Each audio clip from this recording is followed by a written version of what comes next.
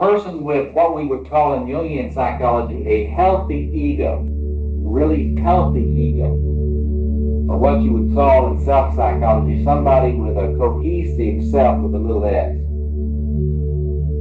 is someone who can move from space to space as it's appropriate, and who has enough connection with these different potentials in the psyche that they can know when they need to be in that kind of mind, and they're able to access it to get in there. When they need that kind of energy, they can connect to that kind of energy.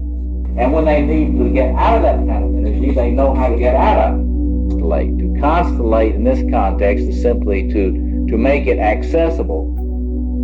It's not that it is not already a pattern in the psyche. It is there in the psyche as a pattern. But the problem with the human ego, as Jung understood, is that the ego is a very partial thing, and it tends to split, and it tends to be more organized around one structure than others, or two structures than others. And so what we want to do is to look at the kind of potential that this particular configuration makes possible. Archetypally speaking, for man, the king is the center.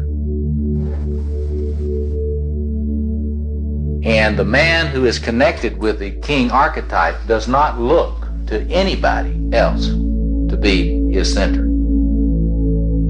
Not a woman, not a boss, not a father. Get it? Now that is a hard word,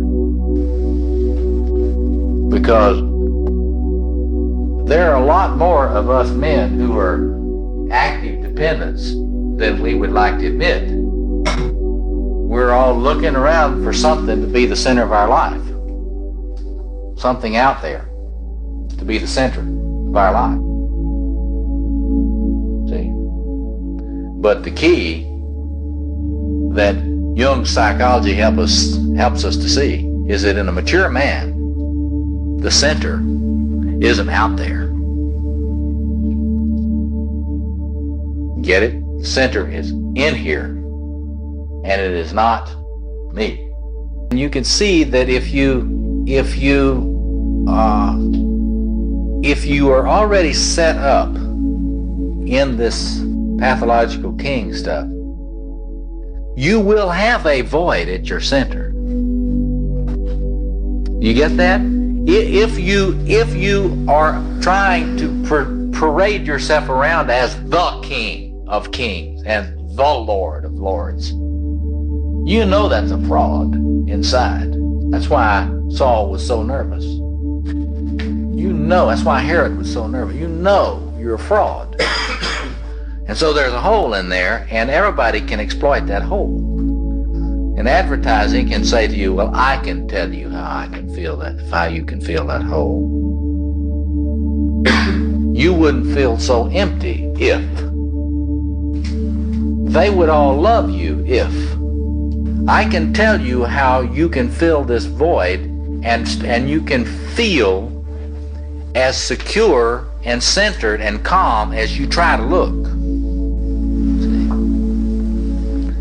See, by definition, and from a Jungian point of view, if your ego is identifying with an aspect of the archetypal self, you will be carrying massive anxiety. Why? Because your ego isn't designed to deal with that.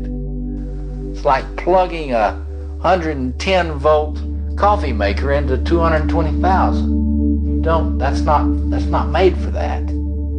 So you're going to carry enormous anxiety if you are sitting on the throne of the king archetype. Even the most together talented narcissistic personality disorder is at bottom very anxious, because they've had the experience of running into people that did not adore.